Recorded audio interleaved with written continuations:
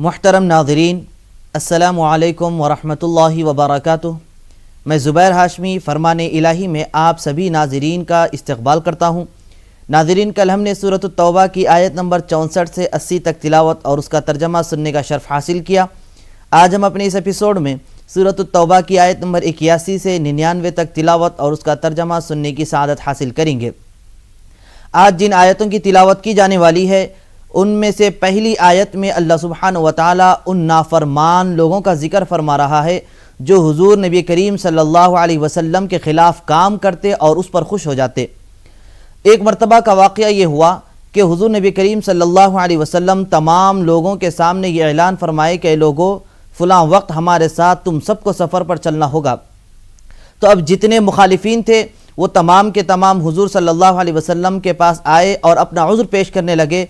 तो हुज़ूर अलैहिस्सलातु वस्सलाम ने उन्हें घरों में रहने की इजाज़त दे दी।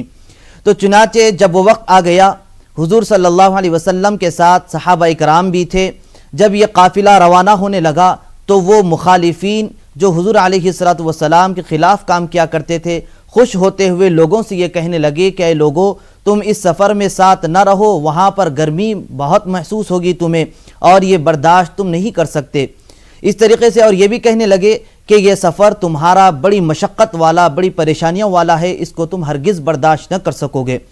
तो अल्लाह सुब्हानहु व तआला इस तरीक़े के नाफरमान लोगों के बारे में सूरत तौबा की आयत नंबर 81 में ये बयान फरमाया है कि ऐ लोगो, जब तुम इस दुनिया की मामूली सी गर्मी बर्दाश्त न कर सकोगे तो फिर जहन्नम जो नाफरमानों के लिए तैयार की गई है उस आग को कैसे बर्दाश्त कर सकेंगे।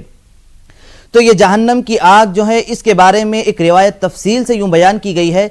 हज़रत अबू हुरैरा रज़ियल्लाहु अन्हु से रिवायत है कि हुज़ूर नबी करीम सल्लल्लाहु अलैहि वसल्लम ने यह इरशाद फरमाया कि अल्लाह सुब्हानहु व तआला ने जब दोज़ख को पैदा किया तो उसकी आग को 1000 साल भड़काया गया, तब वो जाकर सुर्ख यानी लाल हो गई। फिर उसे 1000 साल तक जलाया गया, फिर वो सफ़ेद हो चुकी थी।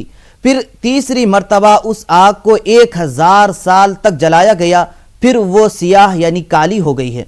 इसी तरीके से एक दूसरी रिवायत में यह बयान किया गया है कि इस दुनिया में इंसान जिस आग को लगाते हैं तो वो आग दोज़ख की आग का 70वां हिस्सा है। तो नाज़रीन, इसीलिए हर इंसान को चाहिए कि दोज़ख की इन सज़ाओं को और इस आग को पेश नज़र रखें ताकि हम इसके ज़रिए अपने दिल में खौफ खुदा रखें और गुनाहों से और शर पसंदी से बच सकें। तो आइए नाज़रीन, इसके मुताल्लिक़ और जानकारी हासिल करने के लिए सुनते हैं सूरत तौबा की तिलावत और उसका तर्जमा। अऊज़ु बिल्लाहि मिनश शैतानिर रजीम।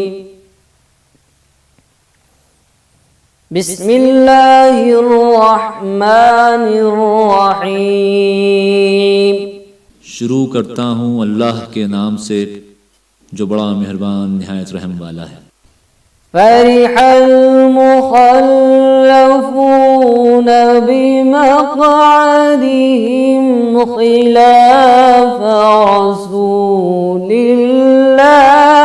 व करिहू अन युजाहिदू बिअमवालिहिम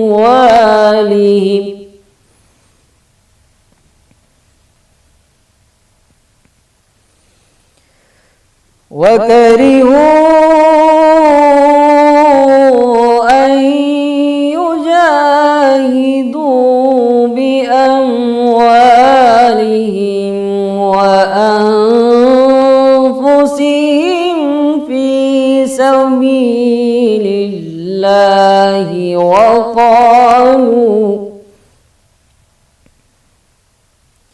وقالوا لا تنفروا في الحر قل نار جهنم أشد حرا لو كانوا يفقهون।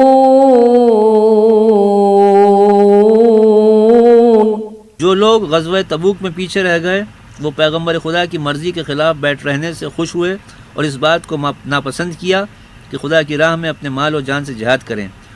और औरों से भी कहने लगे कि गर्मी में मत निकलना। उनसे कह दो कि दोज़ख की आग इससे कहीं ज़्यादा गर्म है।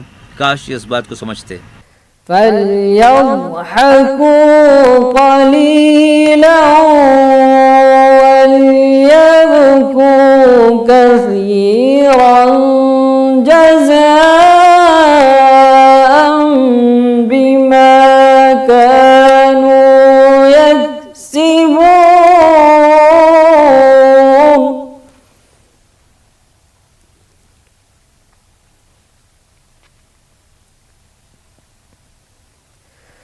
فَإِنْ رَجَعَكَ اللَّهُ إِلَى طَائِفَةٍ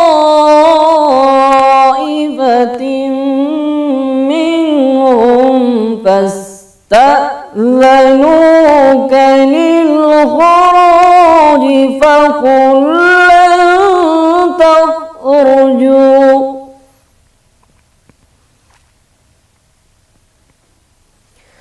فَقُل لَّن تَخْرُجُوا معي أبدا ولن تقاتلوا معي عدوا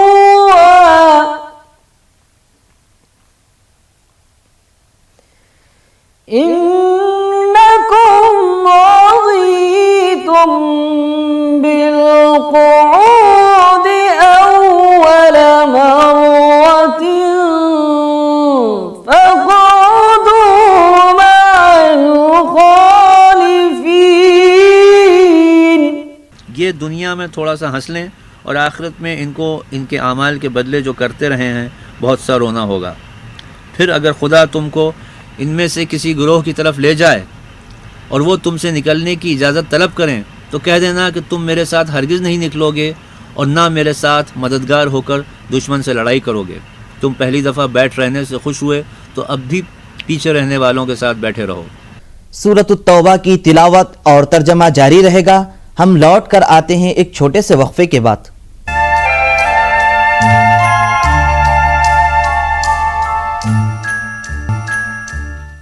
वक्फे के बाद दोबारा आप सभी का खैर मकदम है।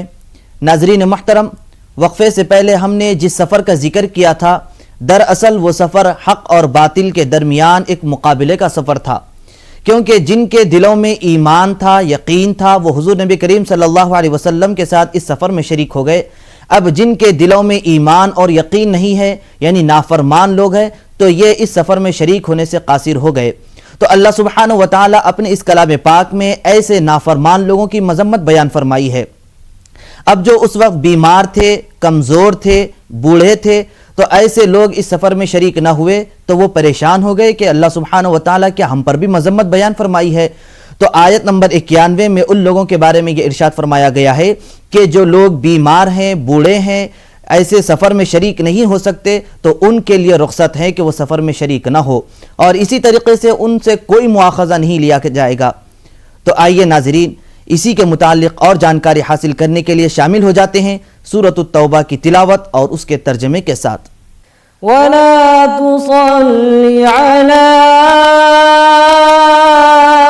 अहदिन मिनहुम मात अबदन वला तकुम अला क़ब्रिhi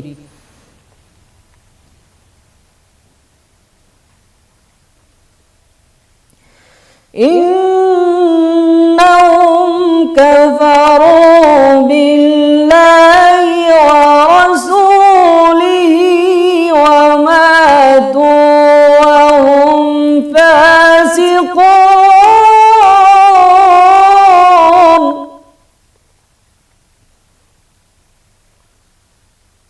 वला तु'जिबक अम्वालुहुम व औलादुहुम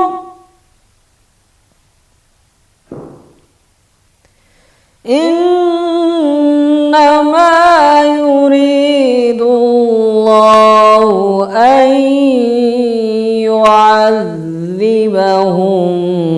बिहा फिद्दुन्या व तज़हक़ अनफुसुहुम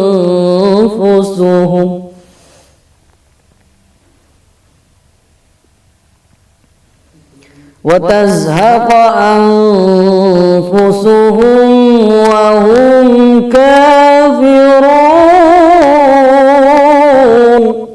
और ऐ पैगंबर, इनमें से कोई मर जाए तो कभी उसके जनाजे पर नमाज न पढ़ना और न उसकी कब्र पर जाकर खड़े होना। ये खुदा और उसके रसूल के साथ कुफ्र करते रहे और मरे भी तो नाफरमान ही मरे। उनके माल और औलाद से ताज्जुब न करना। इन चीज़ों से खुदा ये चाहता है कि इनको दुनिया में अजाब करे और जब उनकी जान निकले तो उस वक्त भी ये काफिर ही हों। وإذا أنزلت سورة أن آمنوا بالله وجاهدوا مع رسوله استأذنك أولو الطول منهم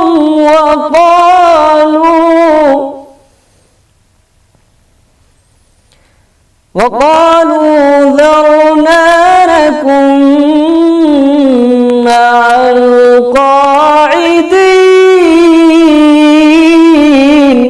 और जब कोई सूरत नाजिल होती है कि खुदा पर ईमान लाओ और उसके रसूल के साथ होकर लड़ाई करो, तो जो इनमें दौलतमंद हैं वो तुमसे इजाज़त तलब करते हैं और कहते हैं कि हमें तो रहने ही दीजिए कि जो लोग घरों में रहेंगे हम भी उनके साथ रहें। رضوا بأن يكونوا مع الخوالف وطبع على قلوبهم فهم لا يفقهون।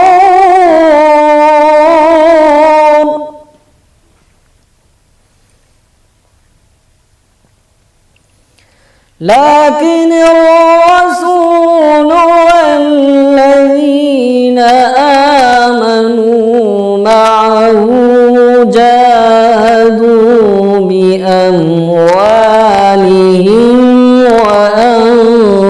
وأنفسهم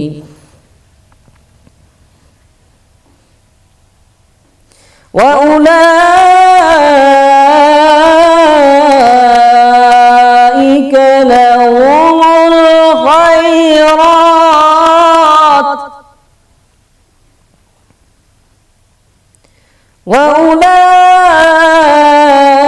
وأولئك هم المفلحون।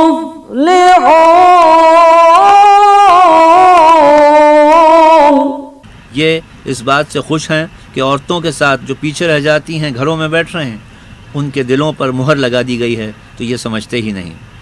लेकिन पैगंबर और जो लोग उनके साथ ईमान लाए सब अपने माल और जान से लड़े, इन्हीं लोगों के लिए भलाइयाँ हैं और यही मुराद पाने वाले हैं। أعد الله لهم جنات تجري من تحتها الأنهار خالدين فيها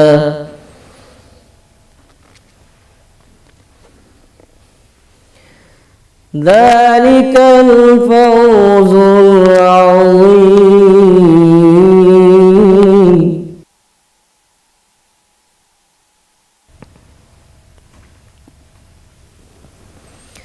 وجاء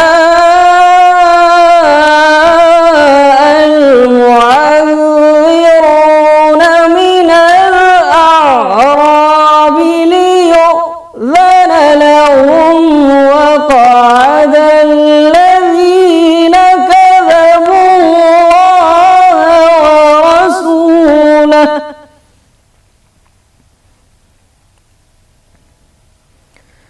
سيصيب الذين كفروا منهم عذاب أليم।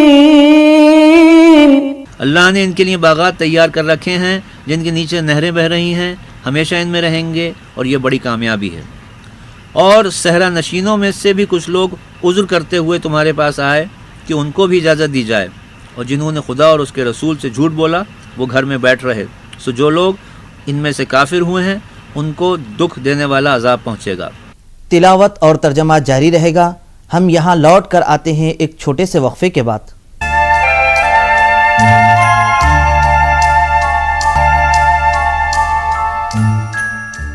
वक्फ़े के बाद एक बार फिर आप सभी का खैर मकदम है। नाज़रीन मोहतरम, अल्हम्दुलिल्लाह आज हम अल्लाह के फ़ज़ल और उसके करम से 10वां पारा यानी वालमू ख़त्म कर रहे हैं और साथ ही साथ 11वां पारा यानी यातज़ीरूना शुरू करने जा रहे हैं और इंशाअल्लाह आइंदा भी हम इस तिलावत और तर्जमे के सिलसिले को जारी रखेंगे। तो आइए नाज़रीन 11वें पारे की इब्तिदाई आयतों के इरशादात को जानने के लिए सुनते हैं तिलावत और उसका तर्जमा। ليس على الضعفاء ولا على المرضى ولا على الذين لا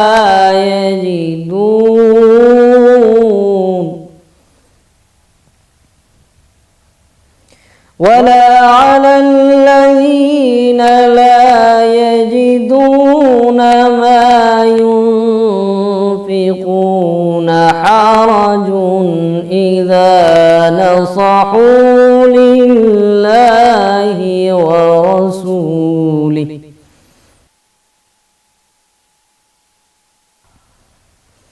ما على المحسنين من سبيل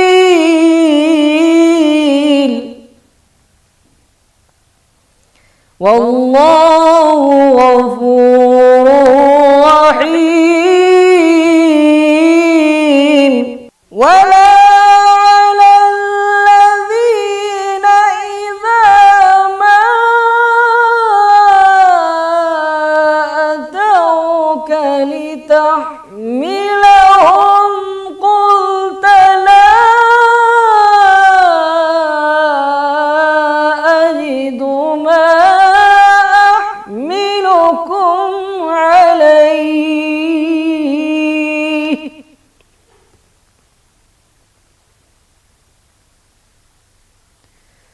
تولوا وأعينهم تفيض من الدمع حزنا ألا يجدوا ما ينفقون।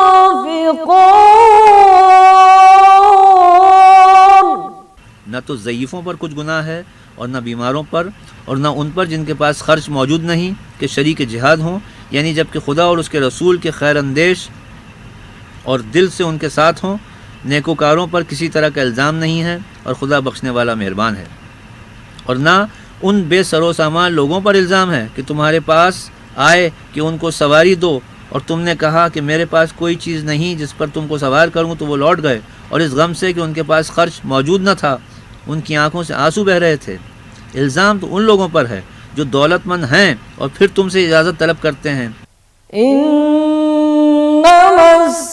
इन्नमस्सबीलु अलल्लज़ीना यस्तअज़िनूनका वहुम अग़निया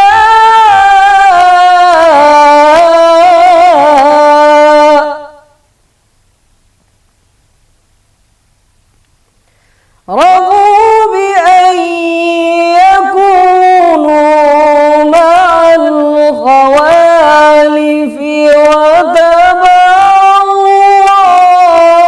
الله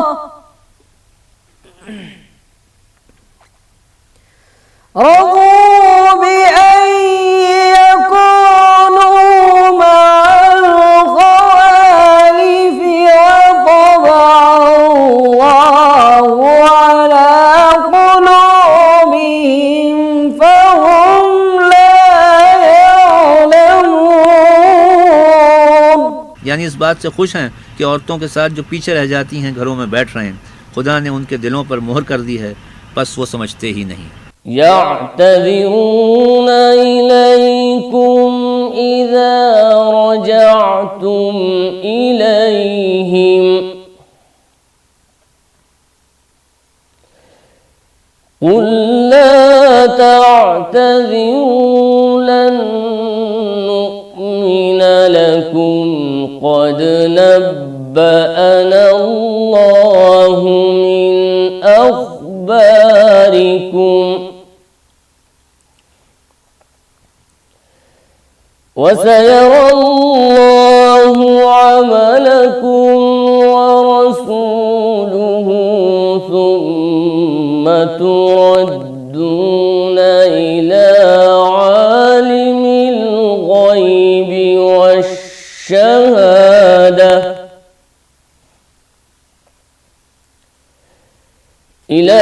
عالم الغيب والشهادة فينبئكم بما كنتم تعملون. ये लोग तुम्हारे सामने उज़्र पेश करेंगे जब तुम इनके पास वापस जाओगे. आप कह दीजिए कि उज़्र पेश मत करो, हम कभी तुमको सच्चा न समझेंगे. अल्लाह ताला हमको तुम्हारी खबर दे चुके हैं और आइंदा भी अल्लाह ताला और उसका रसूल तुम्हारी कारगुजारी देख लेंगे. फिर ऐसे के पास लौटाए जाओगे जो पोशीदा और ज़ाहिर सबका जानने वाला है. फिर वो तुमको बतला देगा जो कुछ तुम करते थे. सयहलिफून बिल्लाहि लकुम इज़ा क़लबतुम इलैहिम लितुअरिदू अन्हुम فأعرضوا عنهم إنهم رجس ومأواهم جهنم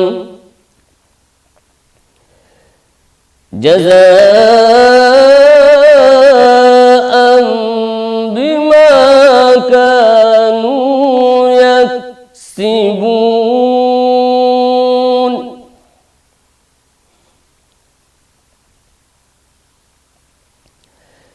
يحلفون لكم لترضوا عنهم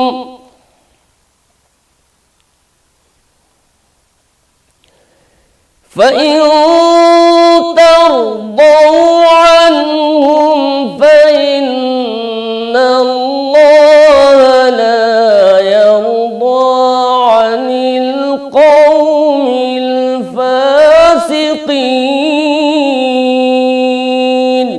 हाँ, वो अब तुम्हारे सामने अल्लाह की कस्में खाए जाएंगे कि हम माजूर थे जब तुम उनके पास वापस जाओगे ताकि तुम उनको उनकी हालत पर छोड़ दो. सो तुम उनको उनकी हालत पर छोड़ दो. वो बिल्कुल गंदे हैं और उनका ठिकाना दोज़ख है उन कामों के बदले में जो कुछ वो निफाक वगैरह किया करते थे. ये इसलिए कस्में खाएंगे कि तुम उनसे राज़ी हो जाओ. सो अगर तुम उनसे राज़ी भी हो जाओ तो उनको क्या नफ़ा, क्योंकि अल्लाह ताला ऐसे शरीर लोगों से राज़ी नहीं होता. الأعراب أشد كفرا ونفاقا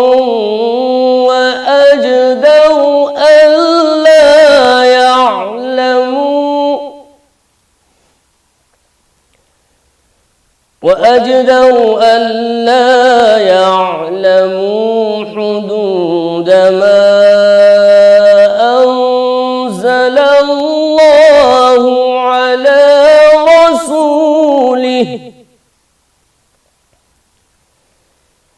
والله عليم حكيم.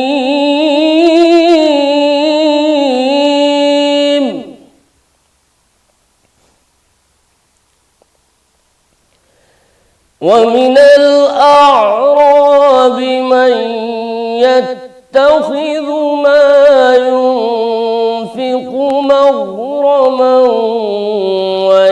ويتربص بكم الدوائر عليهم دائرة السوء والله سميع عليم. देहाती लोग कुफ्र और निफाक में बहुत ही सख्त हैं और उनको ऐसा होना भी चाहिए कि उनको उन अहकाम का इल्म ना हो जो अल्लाह ताला ने अपने रसूल पर नाजिल फरमाए हैं. और अल्लाह ताला बड़े इल्म वाले, बड़ी हिकमत वाले हैं. और इन देहातियों में से बाज़ ऐसे हैं कि जो कुछ वो खर्च करते हैं उसको जुर्माना समझता है और तुम मुसलमानों के वास्ते ज़माने की गर्दिशों का मुंतज़िर रहता है. बुरा वक्त उन्हीं मुनाफिकीन पर पड़ने वाला है. और अल्लाह ताला सुनते हैं, जानते हैं। ومن الأعراب من يؤمن بالله واليوم الآخر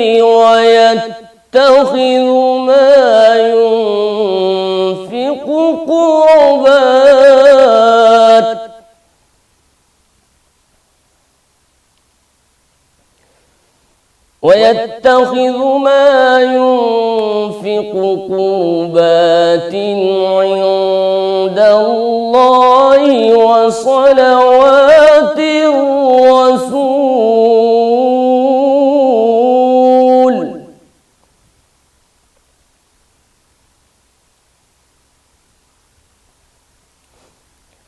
ألا إنها قربة لهم سيدخلهم الله في رحمته إن الله غفور رحيم। और बाज़े अहले देहात ऐसे भी हैं जो अल्लाह पर और क़यामत के दिन पर पूरा पूरा ईमान रखते हैं और जो कुछ खर्च करते हैं उसको इंदिल्लाह क़ुर्ब हासिल होने का ज़रिया और रसूल की दुआ का ज़रिया बनाते हैं। याद रखो कि उनका ये खर्च करना बेशक उनके लिए मूजिब क़ुर्बत है, ज़रूर उनको अल्लाह ताला अपनी रहमत में दाखिल करेंगे। अल्लाह ताला बड़ी मग़फ़िरत वाले, बड़े रहमत वाले हैं। अल्लाह से दुआ है कि हम सब के क़ुलूब को नूर ईमान से मुनव्वर कर दे। तो नाज़रीन, ये था प्रोग्राम फरमान इलाही। कल इंशाअल्लाह दोबारा इसी वक्त सूरत तौबा की तिलावत और उसके तर्जमे के साथ हाजिर रहेंगे। तब तक के लिए हमें और हमारी पूरी टीम को इजाज़त दें। अल्लाह हाफिज़।